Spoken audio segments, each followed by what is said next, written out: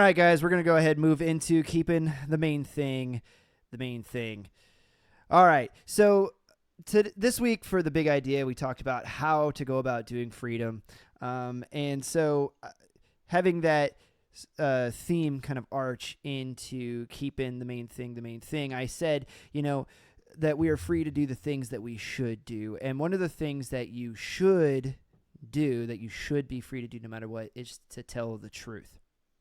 Right? So Jesus told the truth, and it's one of the things that irritates me so much, especially about modern day Christianity, is that we've elevated niceness into a virtue, right? It's like they keep saying, last week we talked about the Sparkle Creed, and they remember that line in there that was like, love is love is love, love is love is love. And so it's this idea that you're supposed to be nice to everybody, and if you say absolutely anything that offends them, then all of a sudden that you're non-Christian somehow. You're not being Christian Does toward this them. dress make me look fat? Sweetie, you look like a cow. Of course, right? Chew it over with a twist, man. Come on. My point, and my point is not to go around talking in such a manner to make people angry just for the sake of making people angry. But, last week for the keeping the main thing, we talked about the Sparkle Creed. The week before that, I talked about kindness versus niceness, right? And so I know we're kind of revisiting the same theme, and even you told me earlier today, you're like, seems like we're kind of hitting a theme here and sticking with it. And yes, we are, but I can't help it. This has just been on my heart. It's been on my mind lately. And I got to come back to it because I'm very quick to remind people Jesus was killed for the things that he said because he spoke the truth and people didn't like it. Right? In love. He spoke in all love. You look fat, sweetie. In all love. In all love, you look fat. Right? So, but I love you, sweetie, but yeah, not that dress. I love all of you, So, right, and it's this like idea of like, well, we would never want to offend somebody. Okay, well, you tell them nice things, right, as they're falling straight into the pits of hell, and just keep telling them nice things. Okay. Right? In my mind, ultimately, that's where this goes every time. Right. Not telling the truth to people leads to destruction. Right.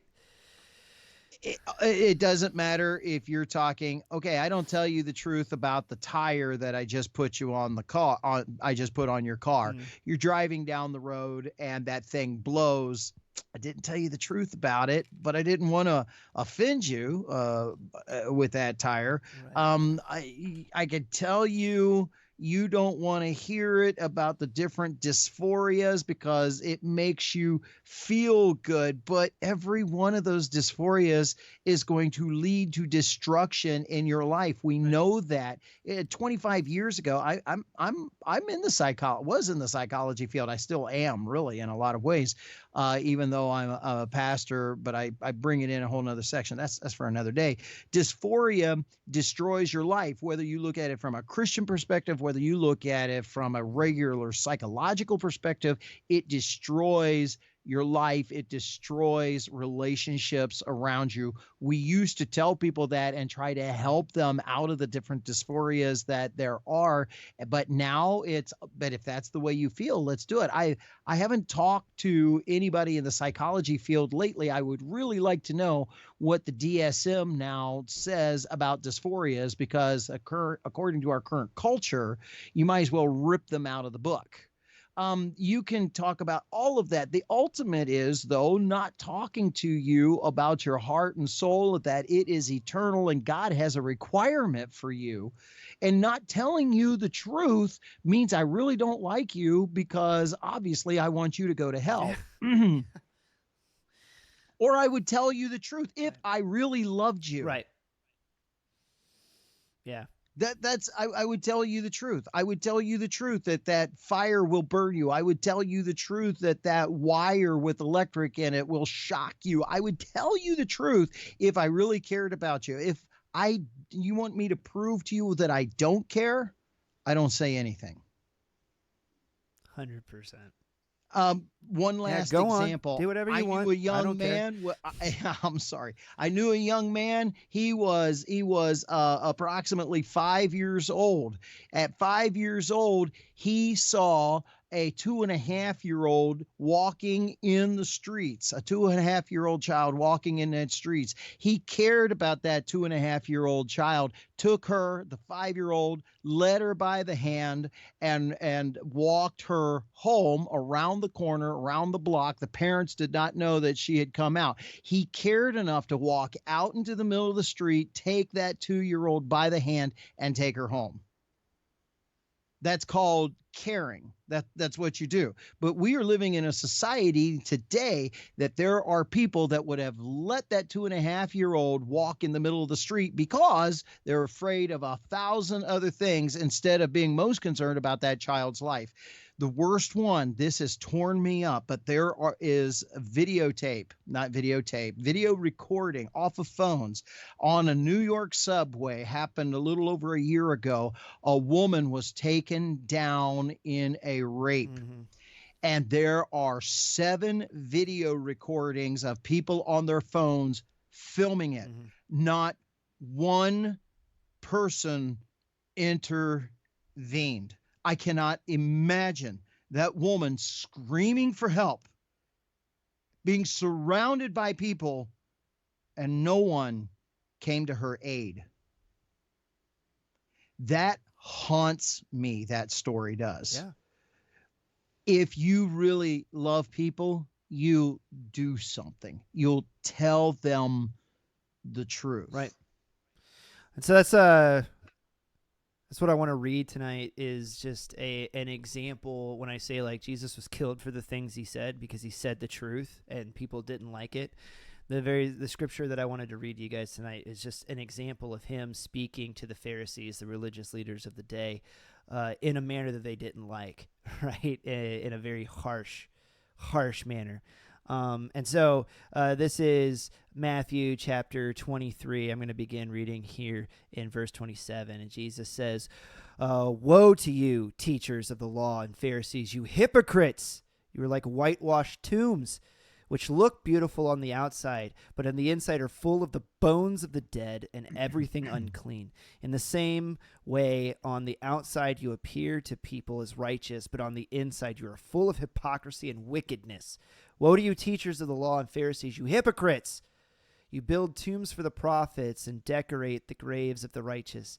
And you say, if we had lived in the days of our ancestors, we would not have taken part with them in shedding the blood of the prophets. So you testify against yourselves that you are the descendants of those who murdered the prophets. Go ahead then and complete what your ancestors started."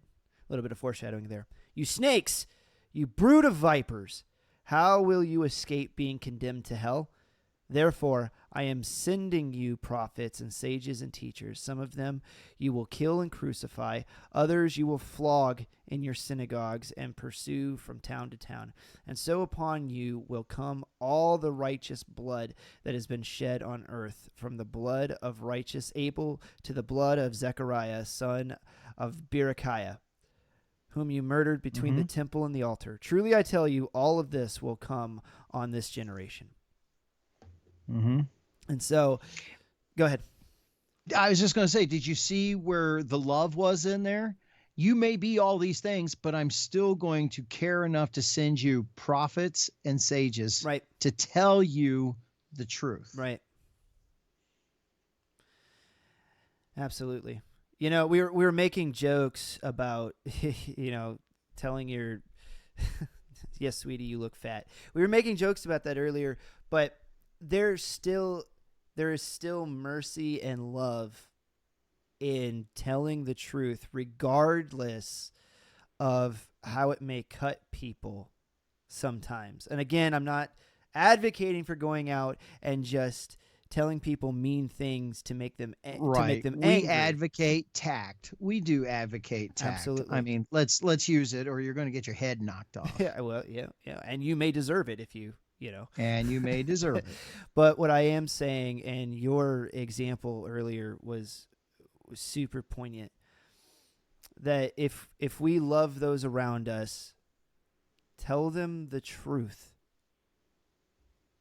And by the way, for everybody that's listening, Christopher Hambrock was that 5-year-old kid that literally saved that 2-year-old little girl.